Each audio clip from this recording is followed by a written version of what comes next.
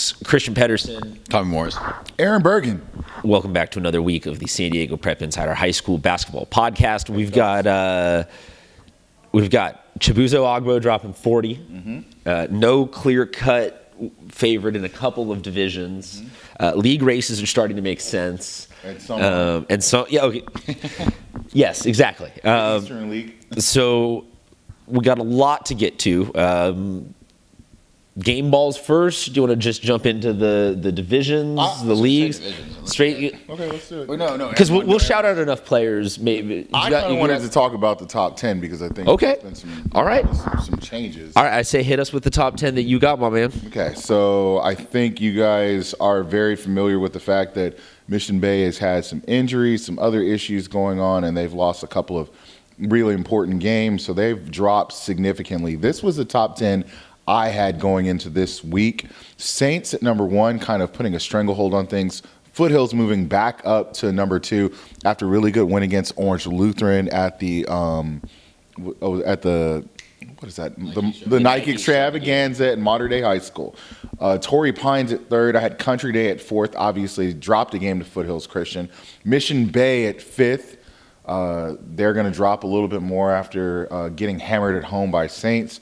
Santa Fe Christian, Poway. Here's where I had my newcomer. I had Carlsbad at number 9. Big time week for them, beating Sweetwater at the MLK Showcase, then following that up with arguably the upset of the year against Torrey Pines. What an atmosphere for the Lancers to have at home.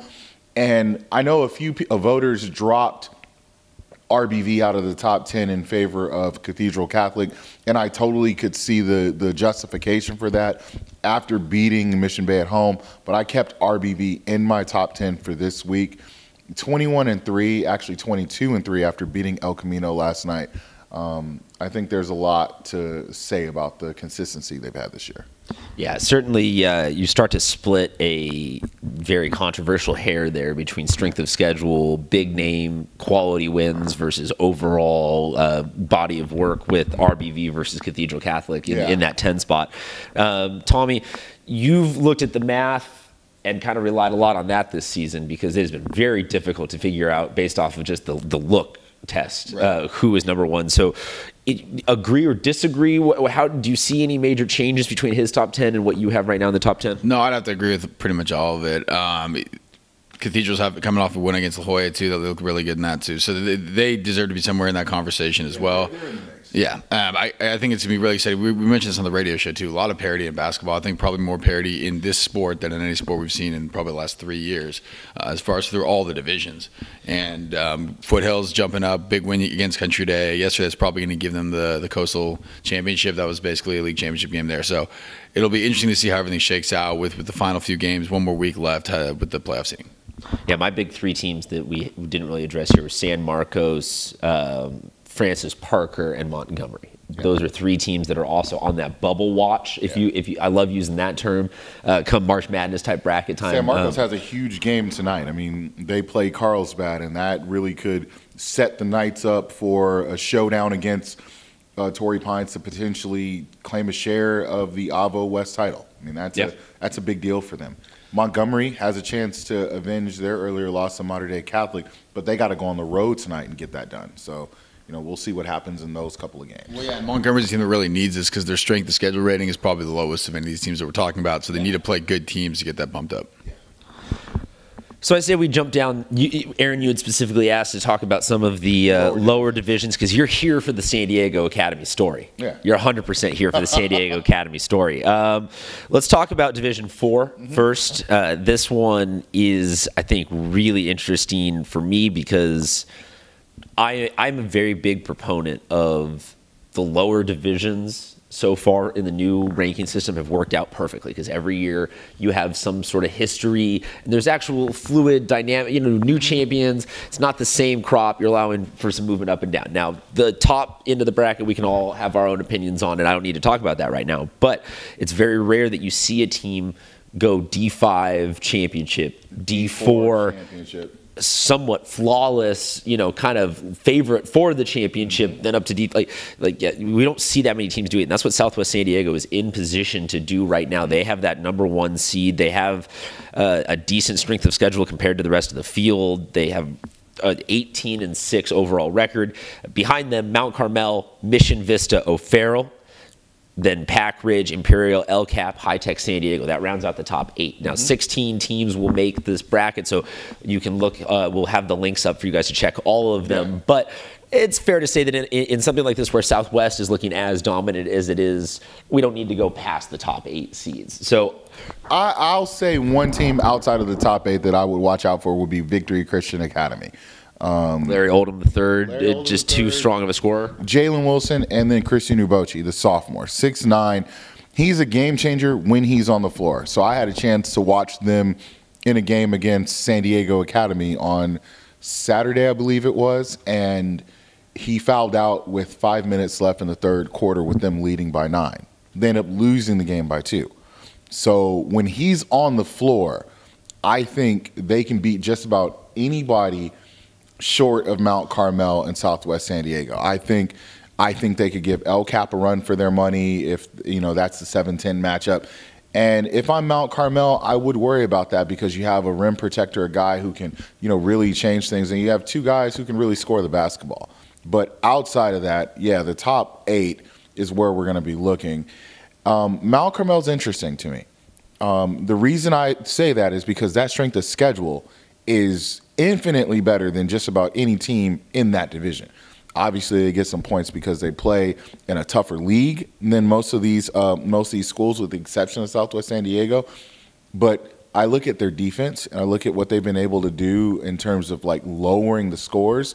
And when you get into the playoffs, those are the type of games that you have to win, those 42 to 41 games.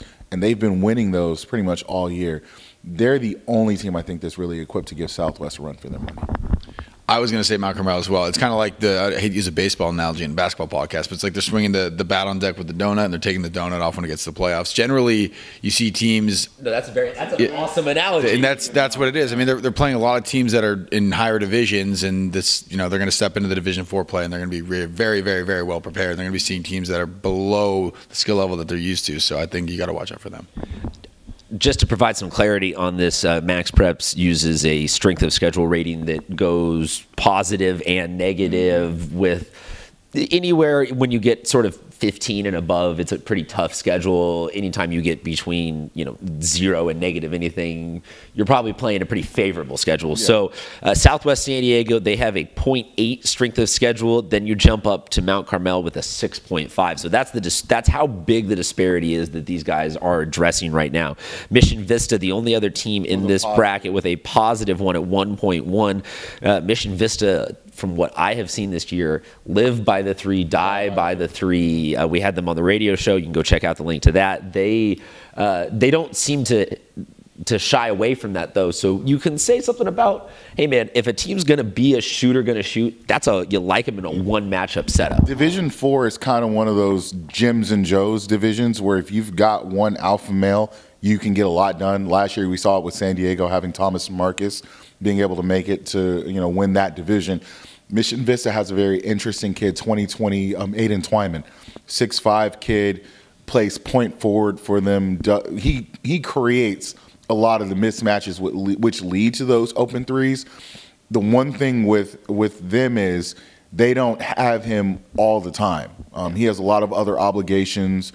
Really a deeply religious kid, so he misses a few games here and there for church obligations. When they do have him, they're tough. And the only other Joe in this division that you really can point to as a game changer in that top 8, I would say it's Diego Edwards from Southwest. Tommy, and also we should probably, if you want to know more about Mission Vista, you should go to our SoundCloud and check out the radio show we did. Absolutely. Have to. Generally, on the other end of that discussion, we have to sort of bring up all the sides. And O'Farrell Charter, great story. Mm-hmm. They are at 19-3 right now. It'll be interesting to see what happens with them because they have the lowest strength of schedule, but they are looking at getting a home game, maybe even a bye in the playoffs. So, you put a team like that puts that let's just win a bunch to the test type mentality. So it'll be really interesting. There's a very fun, eclectic mix in this top 4 to 8 type of group that will be very fun to watch in the Division 4 playoffs. You know, the other thing that's really difficult to gauge for some of these teams is the out of area scenarios. Yeah. Imperial, Calexico. These are teams we don't get a chance to see. These are teams that these guys don't get a chance to see too often. And that really, Calipatria down at 15, that really, you know, from a scouting perspective, that's difficult for you going into a game playing against one of those teams because you don't get to see them too often. So I would also just like to point out that if the playoffs started today, Hilltop would be a 14 seed. And historically, out of that 14 seed, Hilltop is very good. Whether or not that shot went in before the buzzer went off at Maranatha, we'll never know. I'm gonna be straight up right now. Let's say Hilltop moves into the 13th seed and they play O'Farrell, they will beat O'Farrell.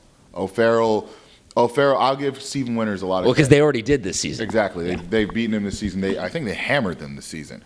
I'll give back to what you were saying about O'Farrell. Stephen Winters has come in and try to create a culture of winning games. They're winning. They're winning games. There's zero to hate on there. It's great to see because and they're packing the gym. Exactly. I mean, there's excitement. Simon Ali's dunking on people. I mean, there's a lot to love about that story.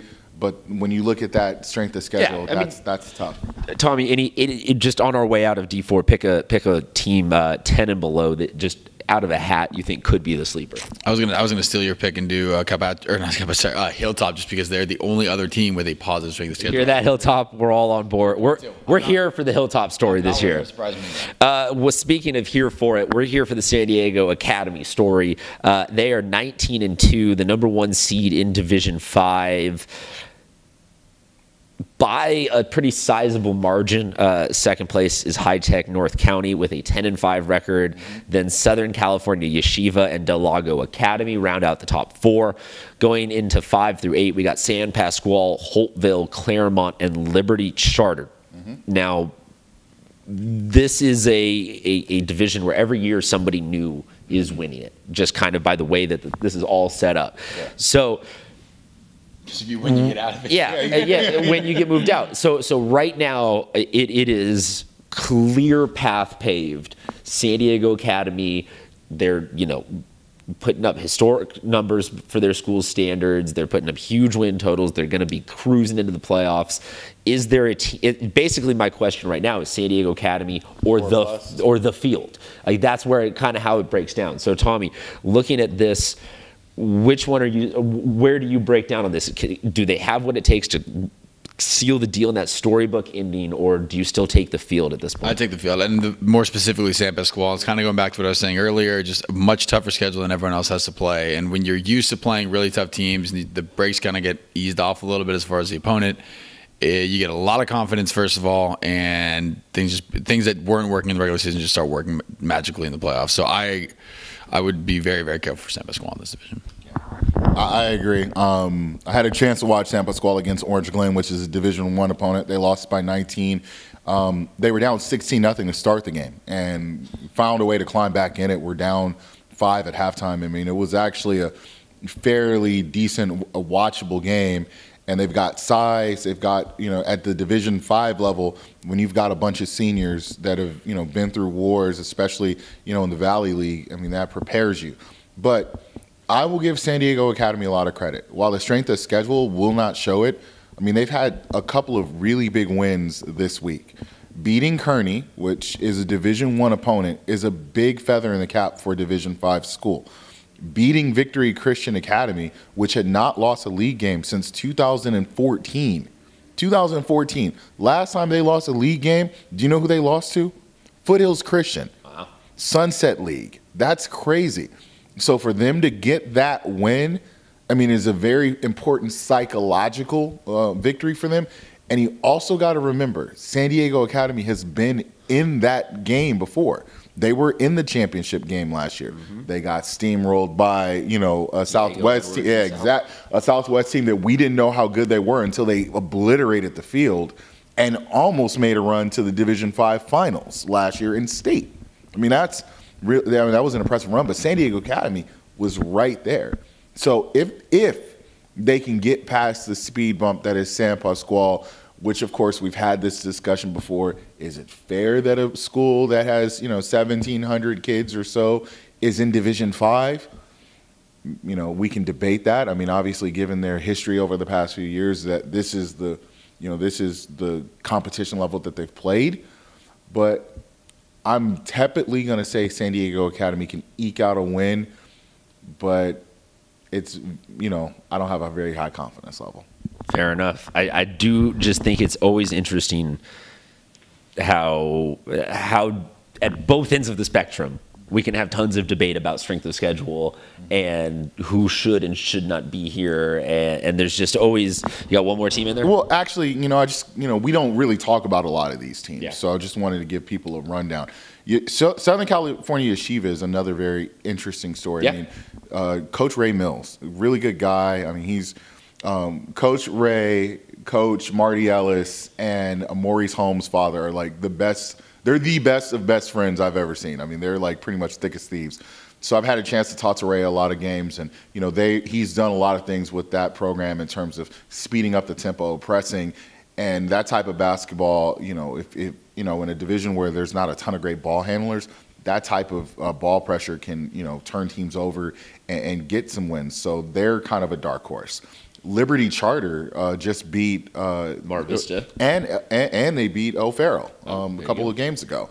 They've got a sophomore by the name of Jonah Belpress, 6'5" kid who at the MLK Showcase had a really big game, 18 points, 14 rebounds, in a game they lost at the buzzer to another team. Actually, I don't even think Escondido Charter. I think they're in Division 4 this year. Yep. To a Division 4 team in Escondido Charter.